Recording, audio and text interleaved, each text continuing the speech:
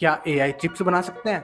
बिल्कुल। ये है प्रिंगल्स, जिसकी एक बहुत बड़ी फैक्ट्री पोलैंड में है। बेसिकली प्रिंगल्स बनाने में डॉ का यूज होता है, और डॉ का मतलब मिक्सचर ऑफ आलू का पाउडर, थोड़ा सा पानी, थोड़ा सा ऑयल और बहुत सारे इंग्रेडिएंट्स। अब इस डॉ को पतली सी शीट में कन्वर्ट कर देते हैं, जिससे प्रिंगल्स बनते हैं। और इसी प्रोसेस में सबसे बड़ी प्रॉब्लम होती है ये आलू। देखो, आलू एक बैच में आते हैं और सबके सब अलग अलग तरह के होते हैं। किसी में मॉइस्चर ज्यादा तो किसी में स्टार्च का कंटेंट ज्यादा, और सबके सब अलग अलग कंडीशन में ग्रो होते हैं। और यही आता है सबसे इंटरेस्टिंग पॉइंट, इतने सारे आलू के वेरिएशन होने के बावजूद भी सारे चिप्स कलर, टेस्ट, क्रंच में एक ही जैसे होते हैं। लेकिन इसके पीछे भी बहुत बड़ा रीजन है, डॉ मेकर की मेहनत। वो बंदा जो डॉ को बहुत बारीकी से देखता है, मशीन को एडजस्ट करना, वाटर की क्वांटिटी, ऑयल की क्वांटिटी को मेजर करना, जैसी बहुत सारी चीजें करता है। और इसी डॉ मेकर का काम अब एआई ने करना शुरू कर दिया है। So Pringles partner with Siemens and together they created a project called Digital Queen.